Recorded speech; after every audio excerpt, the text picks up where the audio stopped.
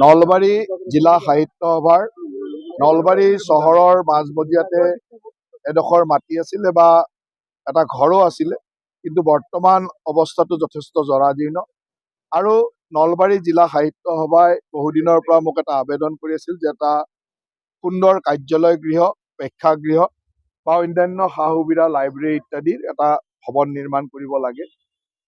আৰু ময়ো যোৱা কিছুদিন আগত তেখেতসকলক কৈছিলোঁ যে আমাৰ নলবৰীয়া সন্তান শ্ৰদ্ধাৰ শৰৎচন্দ্ৰ গোস্বামী ডাঙৰীয়াৰ স্মৃতিত তেখেতসকলে এটা গৱেষণা কেন্দ্ৰ বা গৱেষণা ব্যৱস্থা এটা আৰম্ভ কৰক, আৰু আমি তেখেতৰ স্মৃতি বিজড়িত কৰি ৰাখি আমি যাতে এটা এনেকুৱা ধৰণৰ আন্তঃগাঁথনি বনাব পাৰোঁ।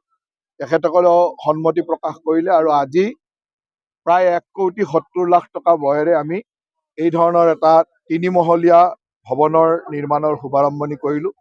এই ভৱনত এটা প্ৰেক্ষাগৃহ থাকিব, এটা লাইব্ৰেৰী থাকিব ইনক্লুডিং ডিজিটেল লাইব্ৰেৰী, আৰু কাৰ্যালয়টোও থাকিব।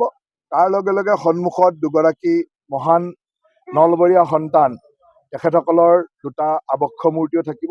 সেই ধৰণে গোটেইখিনি ব্যৱস্থাৰে এটা সুন্দৰ কাৰ্যালয় গৃহ আৰু শৰৎচন্দ্ৰ গোস্বামী ডাঙৰীয়াৰ নামত গৱেষণা কেন্দ্ৰ এটাও আমি কৰিবলৈ আগবাঢ়িছোঁ।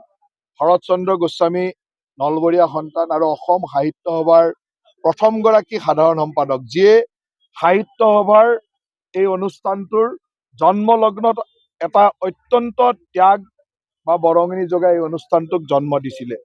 কিন্তু আমি সেই ধৰণে তেখেতক স্বীকৃতি দিব পৰা নাছিলোঁ। আজি নলবৰীয়া সন্তান হিচাপে আমাৰ নলবৰীয়া এগৰাকী সন্তানক এই ধৰণৰ এটা নিজৰ স্মৃতি যুগমীয়া কৰাৰ যি সুবিধা পাইছোঁ, তাৰ কাৰণে নিজকে গৌৰৱান্বিত অনুভৱ কৰিছোঁ আৰু সাহিত্য সভাৰ কাৰ্যকৰ্তাসকলকো মই ধন্যবাদ জ্ঞাপন কৰিছোঁ।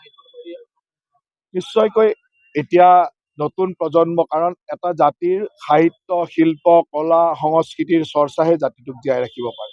আৰু আমাৰ নতুন প্ৰজন্মত বহুতো সাহিত্য সৃষ্টি কৰিব পৰা, সাহিত্যৰ কাম কৰি থকা বহুত নতুন প্ৰজন্ম আছে। এইসকলক আমি সাহিত্য সভাৰ লগত জড়িত কৰাটো আমাৰ দায়িত্ব। আৰু সাহিত্য সভাৰ লগত জড়িত হৈ থাকিলে তেখেতসকলেও নেক্সট জেনেৰেশ্যনৰ ল'ৰা ছোৱালীখিনি যদি আমাৰ সাহিত্য সভাৰ মজিয়াত থাকে, তেওঁলোকেও তেনেকে নতুন চিন্তা চৰ্চাৰে কামখিনি কৰাৰ সুবিধা পাব। সেইকাৰণে মই আগ্ৰহ ৰাখিছোঁ যে নতুন প্ৰজন্মক আমি এই সাহিত্য সভাৰ মঞ্চৰ লগত জড়িত কৰিব লাগে। এনেইতো নিয়ম মাফিক কৰিলে এবছৰ 18 মাহ ইমানেই লাগে। গতিকে মই ইতিমধ্যে গোটেইখিনি কাম আগবঢ়াই দিছোঁ। খুব সোনকালে কৰিব, মই ভাবোঁ যে 1-1.5 বছৰৰ ভিতৰত কমপ্লিট হৈ যাব।